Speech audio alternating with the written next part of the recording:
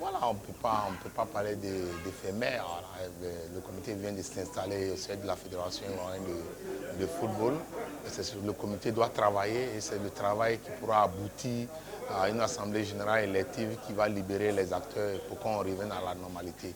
Comment le comité va mener son processus, on le saura, on va constater, mais déjà on ne peut pas deviner, on ne peut pas dire clairement que la mission sera à court terme ou bien de longue durée. Donc on va voir ce que cela va donner, mais tout dépend des acteurs, puisque ce sont les dirigeants de club, les acteurs qui vont se prononcer sur les tests et qui vont essayer de faciliter le travail. Donc si les clubs adhèrent à la mission du comité de normalisation, c'est sûr que voilà, on pourra finir avant le 31 décembre 2021.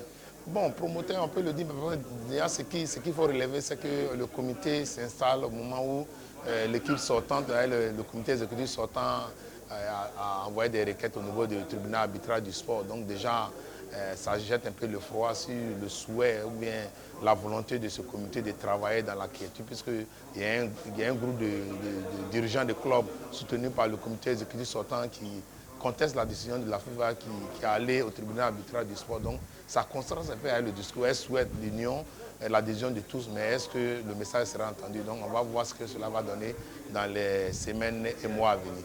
Bien sûr, à l'entendre, je crois qu'elle a tellement bien parlé qu'il faut l'encourager dans ce sens. Normalement, elle a dit qu'elle était venue et qu'ils sont venus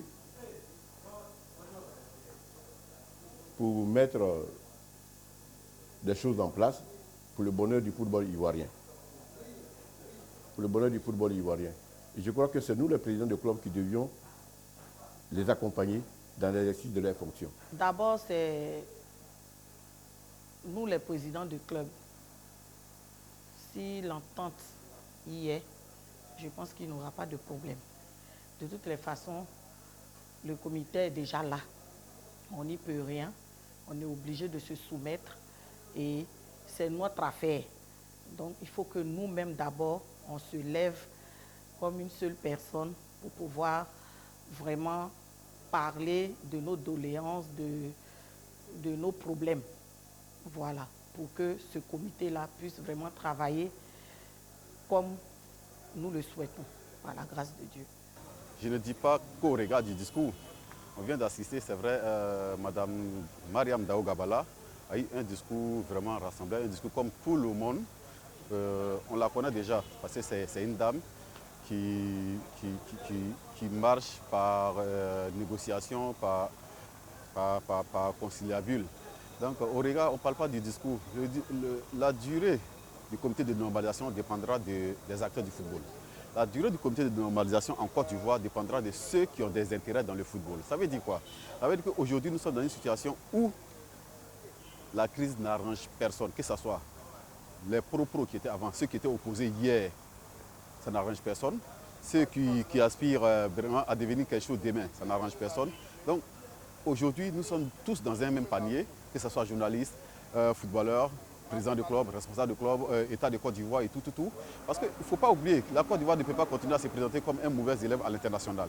Nous, maintenant, qu'est-ce que nous devons faire? Nous devons nous mettre ensemble, accompagner. Je le disais ce matin sur l'une des plateformes dédiées aux plateformes des journalistes, pour dire qu'il faut que nous allions tous, nous se mettre tous ensemble pour dire oui, c'est notre affaire.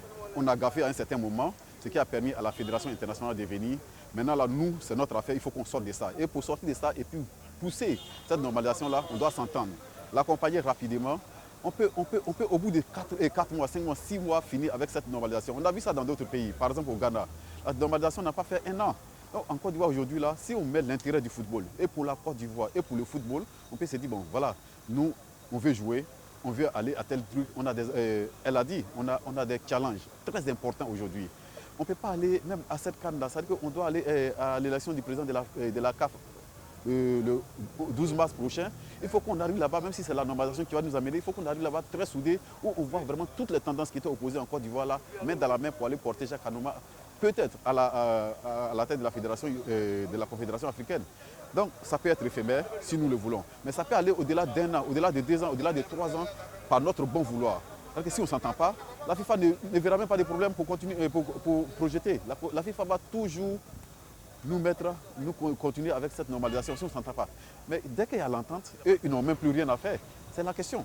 Une fois qu'il y a l'entente, tout le monde, ils seront embêtés. Mais tant qu'il n'y a pas d'entente, ils seront tranquilles. Je le dis, c'est les gars, ils sont là-bas, ils attendent toujours quand il y a la crise pour pouvoir se trouver du boulot, les gars de la FIFA. Mais autant, si nous-mêmes on peut résoudre nos problèmes, pourquoi ne pas les faire et puis bon voilà, on va avancer. On les a appelés, ils sont là, maintenant il faut faire avec. Et ça sera court si nous le voulons.